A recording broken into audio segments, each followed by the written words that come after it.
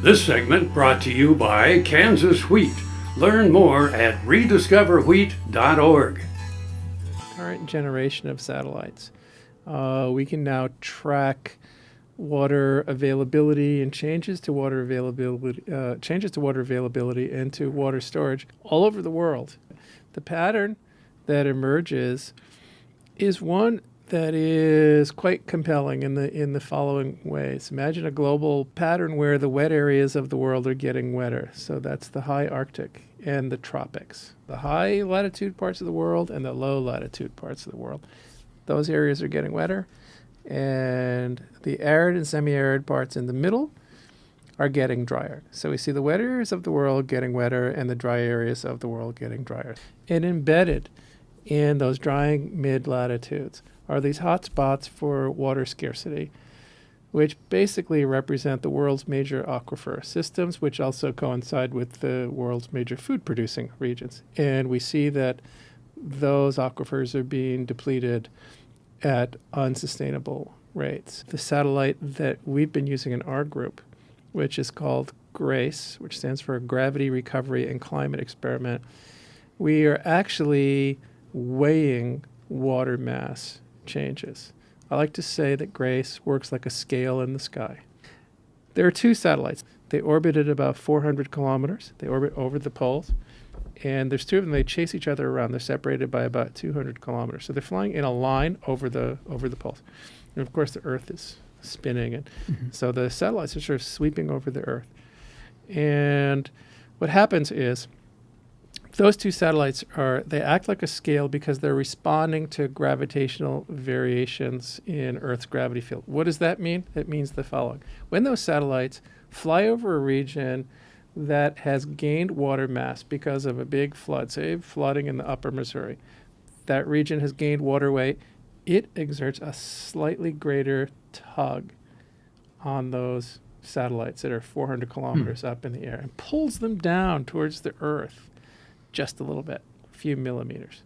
And likewise, when those satellites fly over a place, like you had a drought here a few years ago, so the state this region lost a lot of water weight. And so this region exerts just a slightly less of a gravitational tug on those satellites, and they float just a little bit higher in their orbit, just a few millimeters. We track the position of those satellites incredibly accurately to a thousandth of a millimeter. It's less than that, greater than that. We call it the sub-micron level. So by keeping track of the ups and downs of the satellites, it's like keeping track of the surface of a scale, and it allows us to map out the regions underneath where those measurements are taken that are gaining or losing water mass on a monthly basis. So we can create these incredible maps.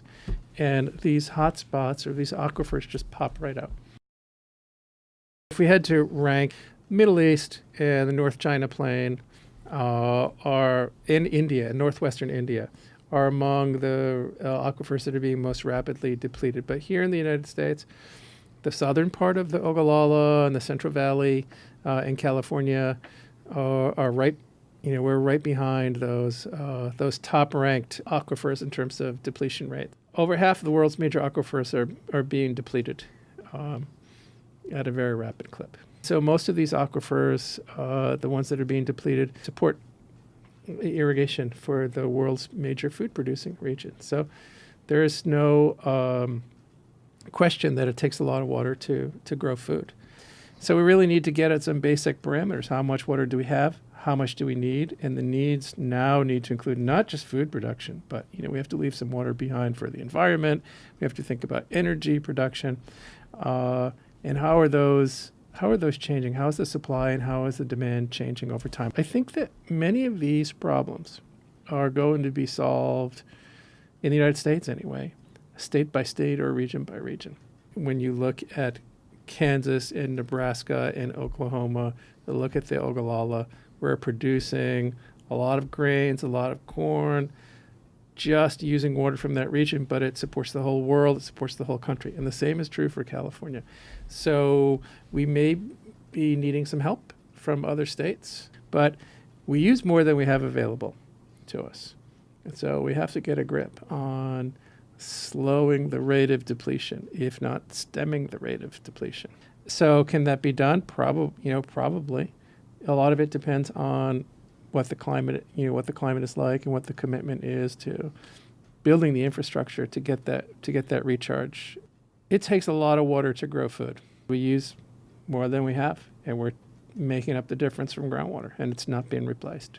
But what the satellite allows us to see is that this is a global problem, and let's remember that population is growing, and so we're going to have more and more challenges ahead to produce food for a growing population while that groundwater supply is depleted.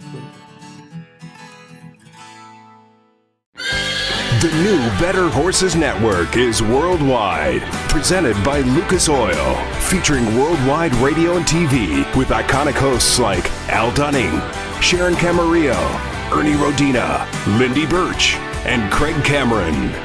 With American Cowboy, Horse and Rider, Brushy Creek, Cavenders, and Ride TV. Worldwide radio and TV, the all-new Better Horses Network.